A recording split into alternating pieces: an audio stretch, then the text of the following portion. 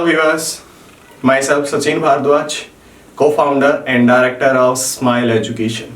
और आज हम पढ़ेंगे नीट के लिए क्विक रिवीजन सीरीज में फर्स्ट चैप्टर फिजिक्स का motion in straight line.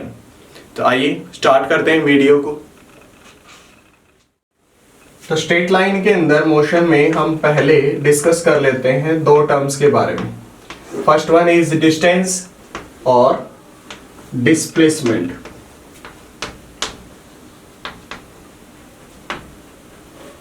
Physics के अंदर जनरली टू टाइप की क्वांटिटीज होती हैं, स्केलर क्वांटिटी और vector quantity.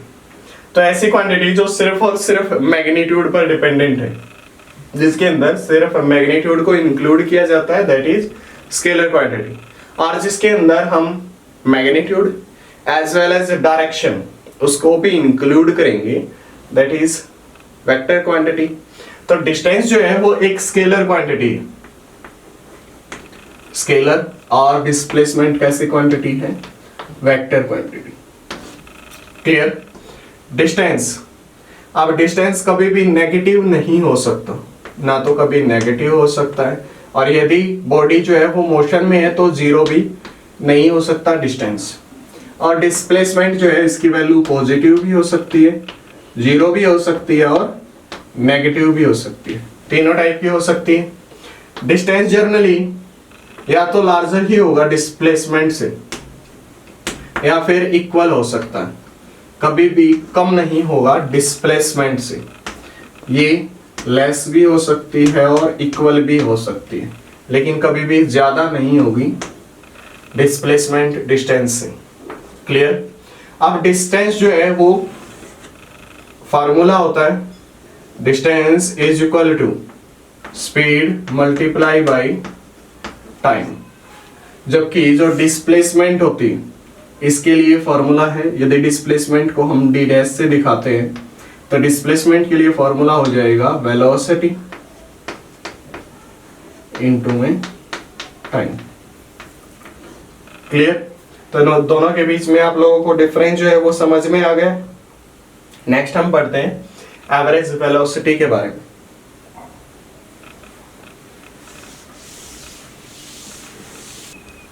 Next is average velocity. अब एवरेज वेलोसिटी होती है क्योंकि वेलोसिटी जो है वो एक वेक्टर क्वांटिटी है। अब वेक्टर क्वांटिटी है तो ये डिस्प्लेसमेंट को इंक्लूड करती है, तो टोटल डिस्प्लेसमेंट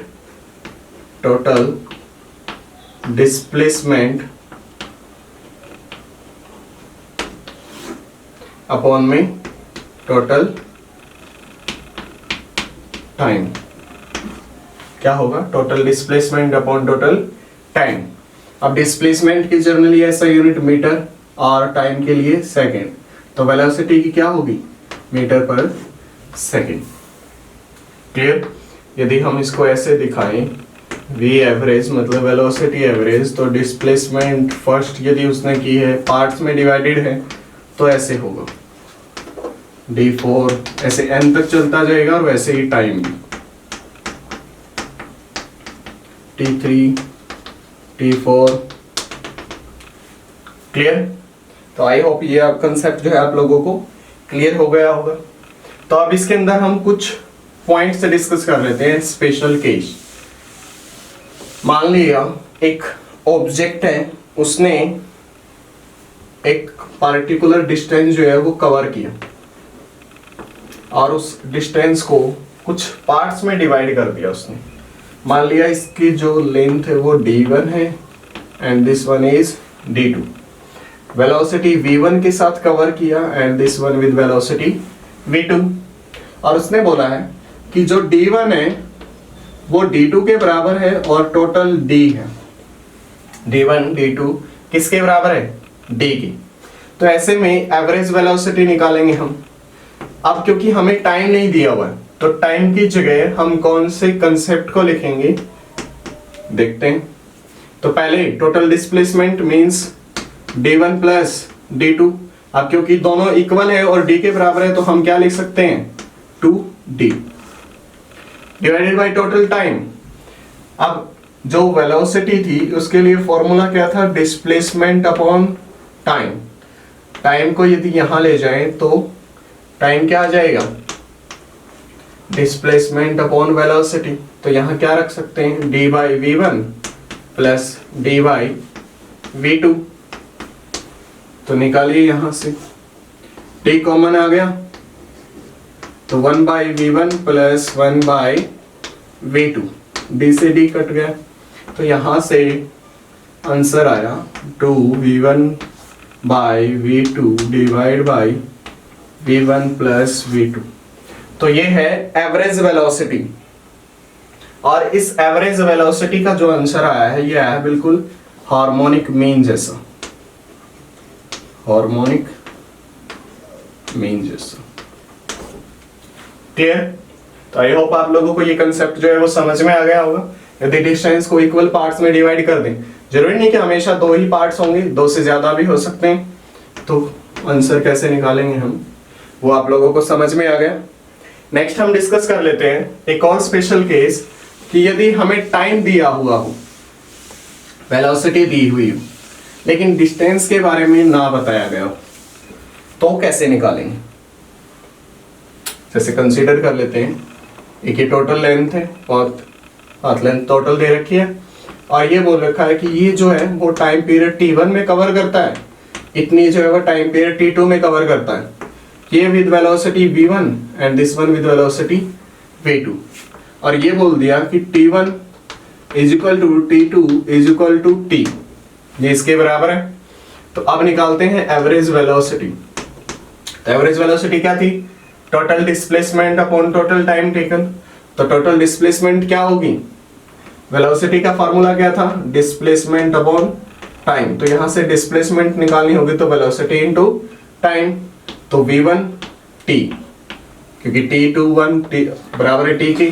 तो जो एवरेज वेलोसिटी है उसमें ऊपर डिस्प्लेसमेंट आएगी, तो डिस्प्लेसमेंट फर्स्ट हो गई v1 into t and second one v2 into t. तो total time is t1 plus t2 means t plus t। तो ऊपर से t कॉमन आ गया तो v1 plus v2 divided by 2t, तो t से t कैंसिल, आंसर क्या है v1 plus v2 divided by 2।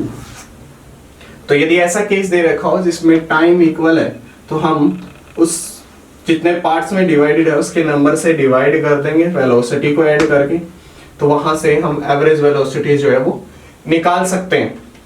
अब फर्स्ट केस हमने पढ़ा था जब डिस्टेंस बताया हुआ था, टाइम नहीं बताया था, तो वहां पर हार्मोनिक मीन निकला था, और ये होता है अर्थमेटिक मीन। कैसा होता है, अर्थमेटिक मीन, अर्थमेटिक मीन। तो ये दोनों पार्ट आप लोगों को समझ में आ गए। नेक्स्ट हम देख लेते हैं कि स्ट्रेट लाइन मोशन के अंदर हम जनरली तीन टाइप की इक्वेशंस को पढ़ते हैं। पहली equation v is equal to u plus at, a is the acceleration, t is the time, u is the initial velocity, v is the final velocity। s is equal to ut plus half at square, ut plus half at square, and v square minus u square is equal to 2as। Clear? तो ये तीन जो है straight line equations होती हैं। Uniform acceleration के case में generally हम इन्हीं तीन टाइप की इक्वेशंस को यूज करते हैं। अब हम सेकेंड इक्वेशन को थोड़ा सा और इलोबरेट करके देखते हैं। मान लिया एक ऑब्जेक्ट है जो वो रेस्ट से स्टार्ट होता है, तो रेस्ट से स्टार्ट होगा तो इनिशियल वेलोसिटी इज 0। तो यहां से क्या आया, s is equal to half a t square. Clear? अब वो यूनिफॉर्म एक्सेलरेशन में है तो a तो चेंज नहीं होगा। अब क्या कह सकते हैं, s is directly proportional to the, s is directly proportional to the t square. Clear? तो जो डिस्प्लेसमेंट है वो किसके डायरेक्टली प्रोपोर्शनल आ गई, t स्क्वायर, टाइम के स्क्वायर की।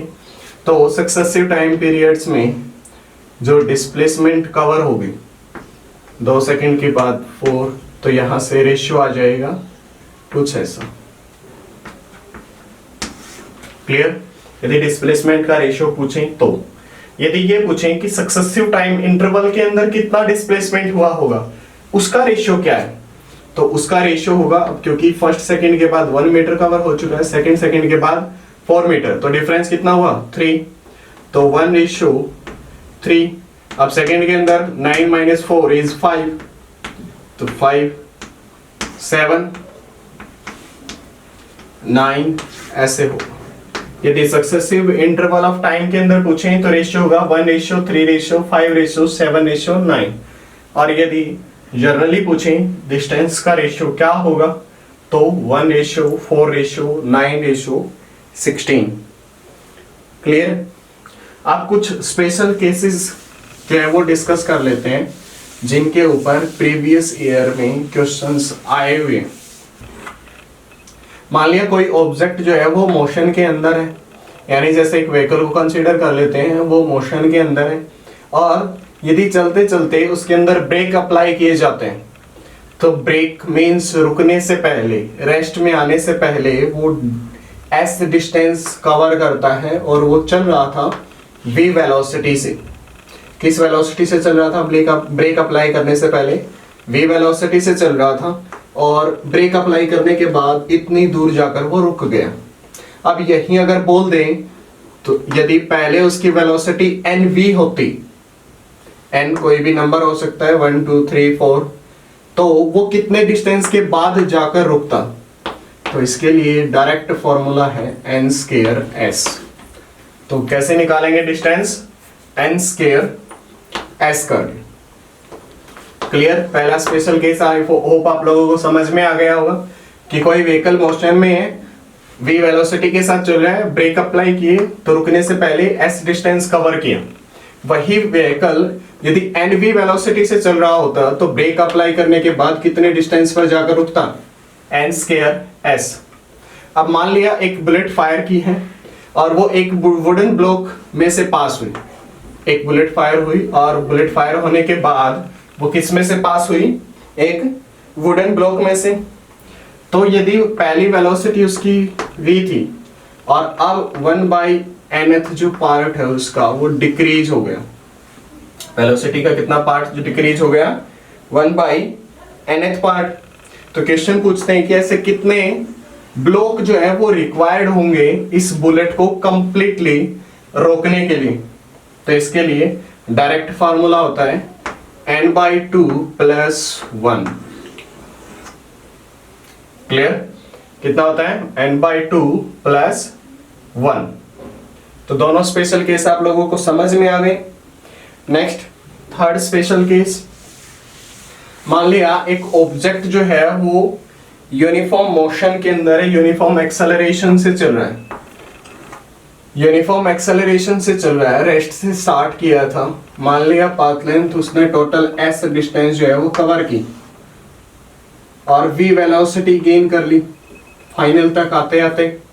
तो s/2 पर उसकी वेलोसिटी कितनी रही होगी? यदि वो यूनिफॉर्म एक्सेलरेशन में है तो s/2 पर उसकी जो वेलोसिटी है वो श्योरली कितनी रही होगी? v/√2। क्लियर। तो और नेक्स्ट जो है स्पेशल केस हम डिस्कस कर लेते हैं।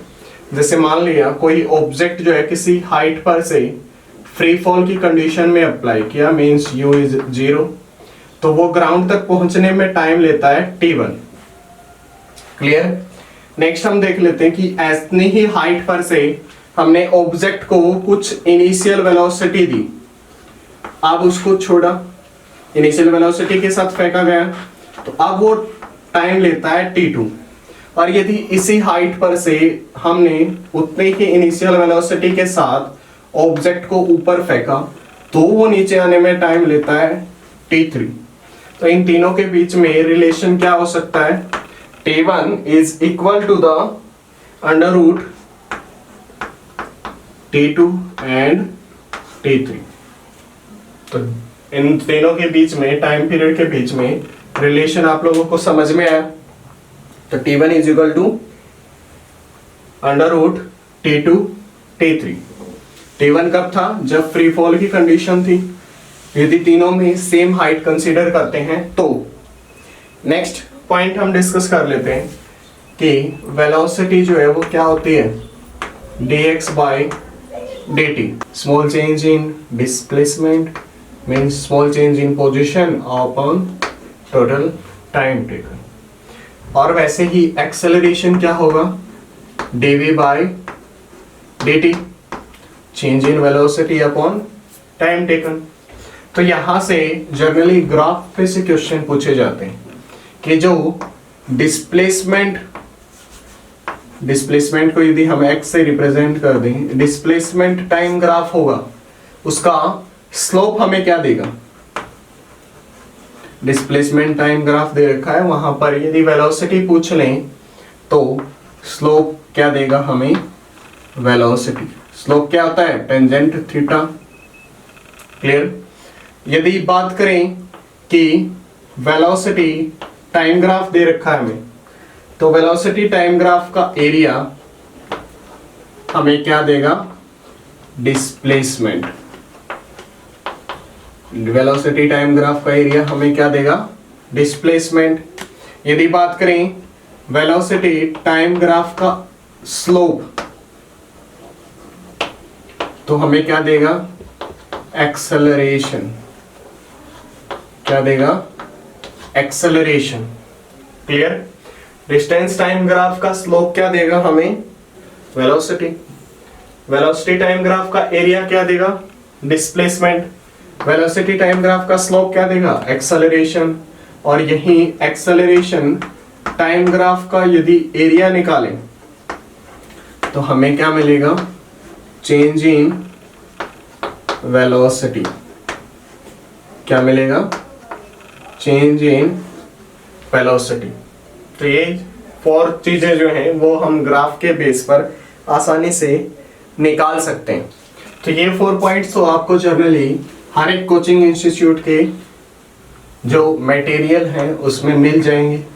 लेकिन यदि पूछ लें कि एक्सेलरेशन जो टाइम ग्राफ है, यदि वहां पर स्लोप के बारे में पूछा जाए, या फिर हमें दे दें कि acceleration distance displacement, acceleration displacement graph जो है वो दिया हुआ है, और एक्सेलरेशन डिस्प्लेसमेंट ग्राफ का एरिया क्या देगा, तो एक्सेलरेशन और डिस्प्लेसमेंट टाइम ग्राफ का एरिया देता है change in well kinetic energy upon mass. क्या देगा, एक्सेलरेशन डिस्प्लेसमेंट ग्राफ का एरिया हमें क्या देगा, change in kinetic energy upon में मास. क्लियर. तो अब हम डिस्कस कर लेते हैं नेक्स्ट पॉइंट के बारे में. यदि मान लिया एक जो ट्रेन है और स्टेशन पर कोई ऑब्जेक्ट है, तो ट्रेन की जो स्टार्टिंग है वो u वेलोसिटी से उस ऑब्जेक्ट के सामने से पास हुई, और जो एंड वाला पॉइंट है वो v वेलोसिटी से ट्रांसफर हुआ, वहां से पास हुआ. तो पूछ लें कि जो मिडल में है उसकी वेलोसिटी कितनी रही होगी. ये ऑब्जेक्ट के सामने से फर्स्ट जो पॉइंट है, इंजन जो है वो u वेलोसिटी से पास हुआ, जबकि v वेलोसिटी से एंड पॉइंट जो है वो पास हुआ. तो मिडल में कितनी वेलोसिटी रही होगी, तो v square plus u square divided by 2. तो मिडल में वेलोसिटी कितनी रही होगी, v square plus u square by 2. Clear. Next हम डिस्कस कर लेते हैं स्टॉपिंग डिस्टेंस के बारे में. अब स्टॉपिंग डिस्टेंस जो है वो क्या होगा, v square minus u square is equal to 2as. ये होती है इक्वेशन. अब क्योंकि वो बाद में रुक रहा है, ब्रेक अप्लाई करने के बाद v तो 0 हो जाएगा, सिर्फ बचेगा u. तो यहां से डिस्प्लेसमेंट किसके बराबर आ जाएगा, u स्क्वायर बाई 2a. अब माइनस सिंबल क्या बताएगा हमें, रिटार्डेशन, मतलब डिक्रीज हो रहा है एक्सेलरेशन. क्लियर. तो ये होगा स्टॉपिंग डिस्टेंस. अब यदि स्टॉपिंग डिस्टेंस के अंदर ही हम कुछ और एडिशन कर दें, m से ऊपर मल्टीप्लाई कर दें, m से ही नीचे मल्टीप्लाई कर दें तो half m u square is kinetic energy divide by mass into acceleration is force. तो स्टॉपिंग डिस्टेंस के लिए हम ये फार्मूला भी यूज कर सकते हैं, चेंजिंग काइनेटिक एनर्जी अपॉन में फोर्स। अब यदि इसी फार्मूला के अंदर हम m और u से ऊपर मल्टीप्लाई कर दें, u से ही नीचे मल्टीप्लाई कर दें, क्लियर। जैसे मान लिया इसमें u से या v से मल्टीप्लाई कर दिया गया वेलोसिटी से, और ऊपर भी u से मल्टीप्लाई कर दिया गया, तो अब क्या होगा, फोर्स डॉट वेलोसिटी हमें क्या देता है, पावर। तो या तो ये लिख लें, kinetic energy initial velocity upon retarding power कितनी होगी। क्लियर, समझ में आया। अब एक क्वेश्चन आया था डिस्टेंस ऑफ क्लोजेस्ट अप्रोच पर, तो उसको भी डिस्कस कर लेते हैं। तो जैसे मान लिया एक दो बॉडी है, एक जो है वो इस डायरेक्शन के अंदर जा रहा है और एक इस डायरेक्शन के अंदर जा रहा है। जो इस डायरेक्शन के अंदर जा रहा है उसकी वेलोसिटी हम मान लेते हैं v1, और जो इस डायरेक्शन के अंदर जा रहा है उसकी वेलोसिटी हम कंसीडर कर लेते हैं v2। मान लिया वो फाइनली पहुंच गया यहाँ। तो अब कितना क्लोजेस्ट अप्रोच होगा, कितना मिनिमम डिस्टेंस हो सकता है, हमें इसके बारे में पूछा गया। तो यदि ऐसा पूछा जाए तो हम क्या फॉर्मूला लगाएंगे, s is equal to under root, अब ये टोटल लेंथ मान लेते हैं l, ये टोटल लेंथ कितनी है l, वेलोसिटी v1, तो ये कितने में कवर किया होगा, velocity v1 into time t। Clear, तो यहां तक से आएगा l v1 t का स्केल। क्लियर है। अब मान लेते हैं इतने ही टाइम पीरियड में इसने कितनी पाथ लेंथ ट्रेवल की होगी, v2 t, तो प्लस v2 t का होल स्केल। तो डिस्टेंस मिनिमम कितना होगा क्लोजेस्ट अप्रोच के लिए, l v1 t का स्केयर प्लस v2 t का होल स्केयर। और यदि टाइम पीरियड पूछा जाए कितना होगा, जो ये डिस्टेंस ऑफ क्लोजेस्ट अप्रोच के लिए ऑब्जेक्ट्स के अंदर मोशन हो रहा है, यदि यहां से पूछा जाए तो l v1 divide by v1 का स्केयर प्लस v2 का स्केयर। क्लियर, तो ये आप लोगों को समझ में आ गया। अब नेक्स्ट वीडियो के अंदर हम डिस्कस करेंगे प्रोजेक्टाइल मोशन के बारे में और फ्री फॉल कंडीशंस के बारे में। इसके बाद हम डिस्कस कर लेते हैं थोड़ा बहुत प्रीवियस ईयर में आए हुए क्वेश्चंस के बारे में। कुछ क्वेश्चंस के बारे में डिस्कस कर लेते हैं जो प्रीवियस ईयर में आए हुए हैं, जितना हमने पढ़ा है अभी तक इन्हीं क्वेश्चंस के ऊपर। तो एक क्वेश्चन आया हुआ है नीट, जो सेकेंड टाइम हुआ था 2016 के अंदर। दो कार हैं P एंड Q, वो सेम टाइम पर स्ट्रेट लाइन के अंदर मोशन करना स्टार्ट करती हैं, और इक्वेशन दे रखा है कि जो P है वो डिस्टेंस कवर करती है a t प्लस bt का स्केयर, और जो सेकेंड कार के लिए इक्वेशन दे रखी है वो दे रखी है ft माइनस टी स्केयर। अब पूछा है कि दोनों कार की वेलोसिटी इक्वल कब होगी, तो देख लेते हैं। पहले इसके लिए वेलोसिटी निकालते हैं। तो वेलोसिटी क्या होगी, dx बाई dt। तो करते at का जो डिफरेंशिएशन है वो होगा a, और bt स्केयर का डिफरेंशिएशन इज 2bt। वैसे ही इसमें भी डिफरेंशिएशन करते हैं, और क्योंकि वेलोसिटी इक्वल बनानी है तो उसको इक्वल रख लेते हैं। तो ft का differentiation is f minus 2t। Clear, अब टाइम की वैल्यू निकालनी, तो a माइनस f, या फिर ये कर लेते हैं कि 2bt 2t is equal to f minus a। Common points को बाहर निकाल लेते हैं, 2t b plus 1 is equal to f minus a। तो यहां से t क्या आ गया, f minus a divide by 2b+1। तो यही आंसर था, ऑप्शंस में चेक कर लेना, मिल जाएगा। नेक्स्ट क्वेश्चन हम डिस्कस कर लेते हैं।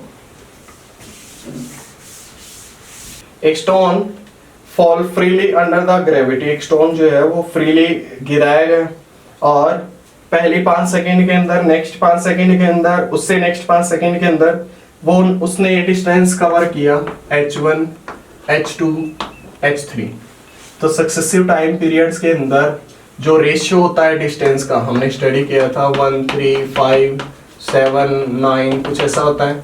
तो इन्होंने ऑप्शन में दिया हुआ है एक ऑप्शन, तो h1 is equal to h2/3 और नेक्स्ट पॉइंट पर आएगा h3/5। तो ये ऑप्शन था डायरेक्टली।